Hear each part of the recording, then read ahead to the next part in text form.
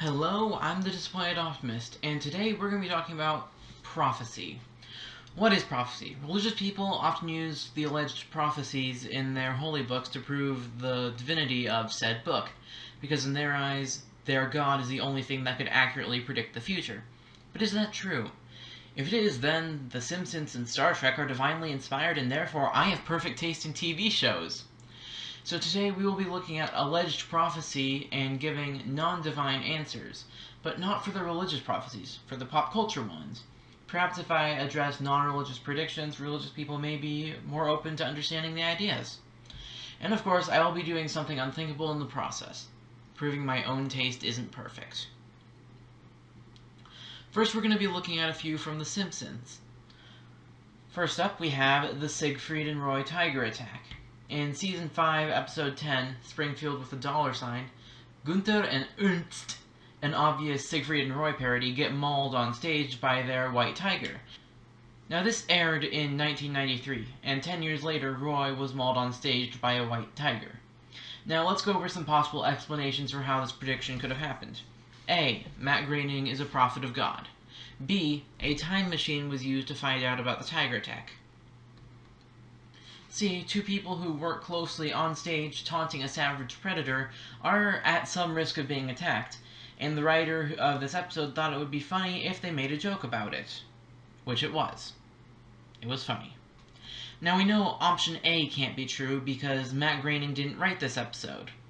That leaves us with options B, the use of never-before-seen time-breaking tech, and C, a comedy show made a joke about something that was likely to happen.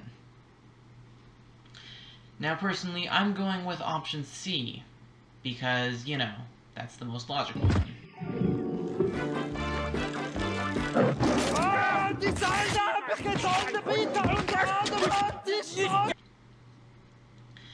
Another alleged Simpsons prediction is shitty autocorrect. In Season 6, Episode 8, Lisa on Ice, Dolph, one of the bullies, takes a note on his Apple Newton to remind him to beat up Martin, but it autocorrects to eat up Martha. People online say this is a prediction of shitty autocorrect. Boy, Dolph is using an Apple Newton. This was an actual thing that had a hard time recognizing handwriting and converting it to text. This isn't a prediction. This is The Simpsons making fun of a shitty product that was around at the time. Then, of course, there's one of the ones that you see a lot online, the Trump presidency. In the episode Bart to the Future, it's the future! Future! And Lisa is president. The future episodes were pretty weird. Anyways, President Lisa mentions that because of President Donald Trump, the country is broke. As you know, we've inherited quite a budget crunch from President Trump. Now, if we look at other future episodes, it's obvious that the predictions made are jokes, and the writers don't think that they will actually come true.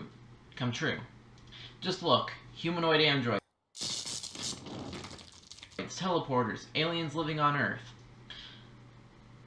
Honestly, some of this tech is more advanced than the tech in Futurama, and that is set in the year 3000. The Trump presidency prediction coming true is just coincidence. It's just that we are living in a reality that is more wacky than the wacky world of The Simpsons. And of course, there's 9/11. As most people know, there's an episode of The Simpsons, Homer versus the City of New York, where Bart holds up a magazine or something with an ad for a bus trip to New York on it. The trip costs $9, and the 9 is positioned next to the two towers, and if you look at it, it kind of looks like 9/11. No, this is just dumb. You're exaggerating how accurate it is. You're just reading in an interpretation. It's the only reason that the Twin Towers are there is because before they exploded, that was kind of an iconic part of the New York skyline. It's exaggerated accuracy.